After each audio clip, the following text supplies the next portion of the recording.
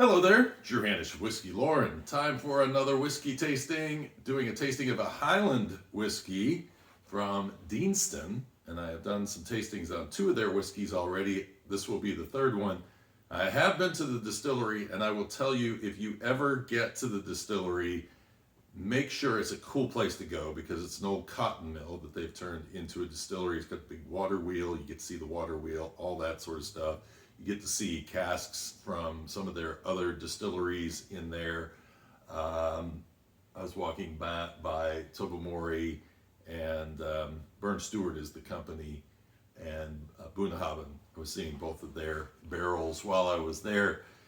Just a really cool place. But I'm telling you, if you go and they have the chocolate pairing offered, do it.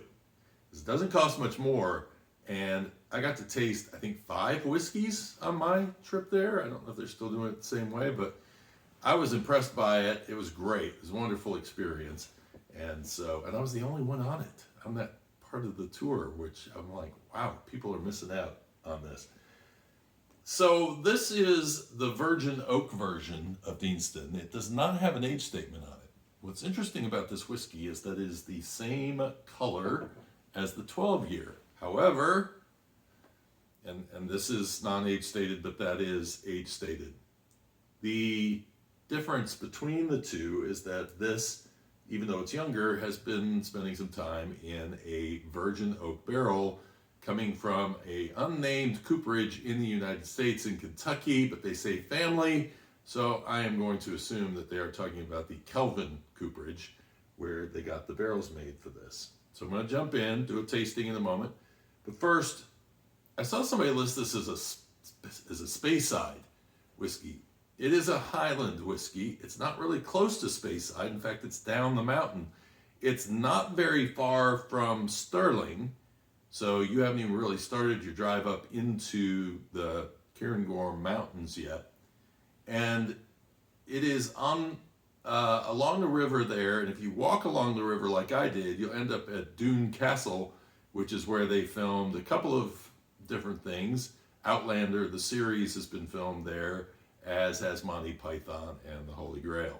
And the other thing about this thing between, is it Speyside or is it the Highlands? Well, I was trying to explain to somebody the other day where the Highlands are, and it's like, it's actually easier to say where the Highlands aren't in Scotland.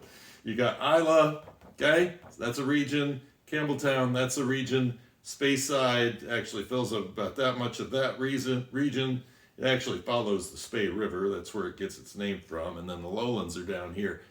Everything else is considered the Highlands. Now, some people will separate and talk about the islands as well. And I have a little secret I'm going to let you in on. I'm actually headed to Scotland very soon to work on a new book to follow up my Experiencing Irish Whiskey book, and I'm going to be covering how to travel the islands, including Islay. So you heard it here first, folks. I am looking forward to putting that together, and I'm definitely looking forward to the trip. Now, I've been to some of those distilleries, but there are more that I need to go to, and actually hitting some islands that I haven't, including the Tobermory distillery, which is part of Burn Stewart. Okay, so all that stuff going on, let's get in here and do a nosing and tasting of the Deanston whiskey here. Now, the thing you might be saying in your head is, wait, if the 12 and the virgin oak are the same color, but yet one is non-age stated, the other one's a 12-year, are they adding color to it? Maybe that's what's going on. Nope, it is unchill filtered, and they are not.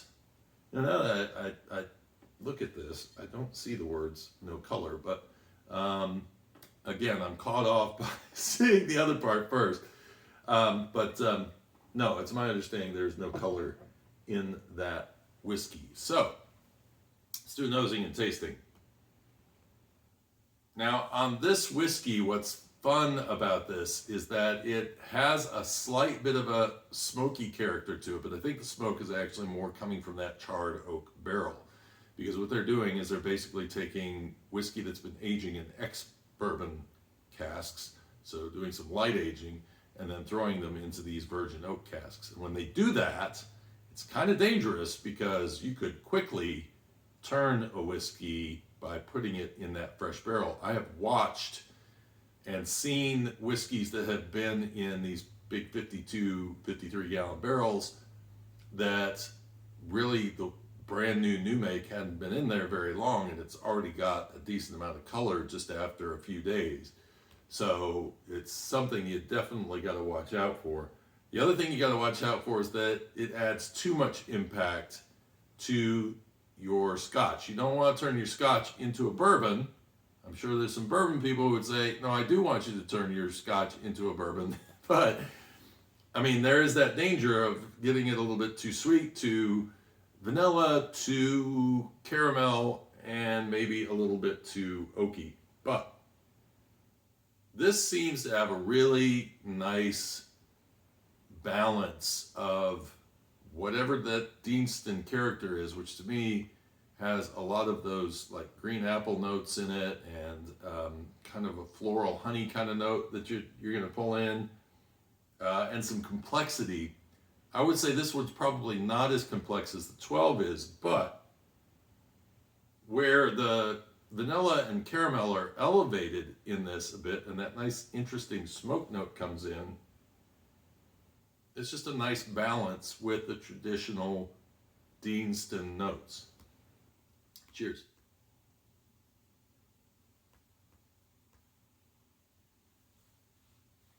This is really nice on the palate. And that apple comes through, and you get the vanilla and the caramel, and then this nice grain note, malty grain note comes in towards the end with some light pepper, maybe some lemony citrus coming through this as well.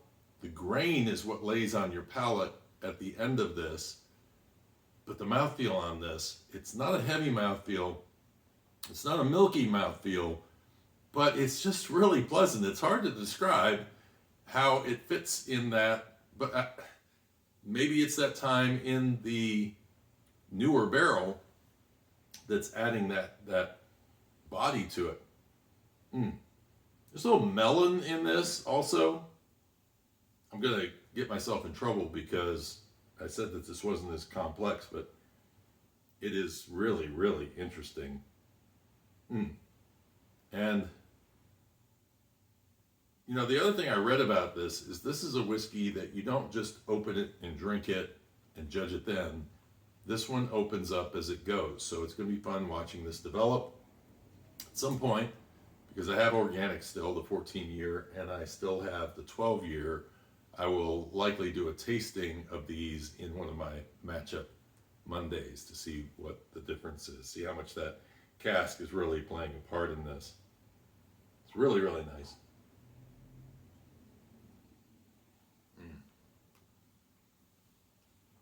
It's a whiskey that you want to go back and take another taste of, because when you taste it, you go, wow, that's really nice. I want more. So there it is. Have you had the Virgin Oak before? I really like this. And Deanston is quickly becoming one of my favorite distilleries just because everything, well, I won't say everything. The organic took me some getting used to. I didn't necessarily like that straight out of the box. Still probably not my overly favorite. It's not my favorite among the three that I've had here. But still, that was kind of a flyer, take a chance on it.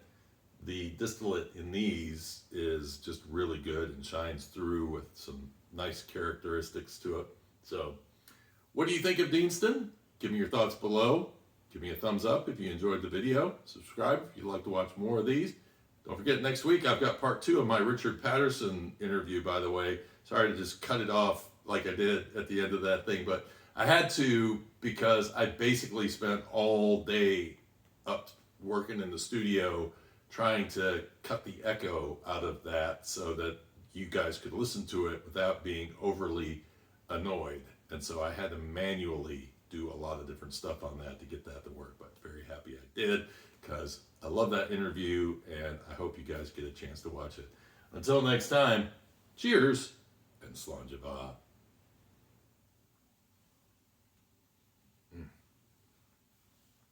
I think it's the grain on the palate.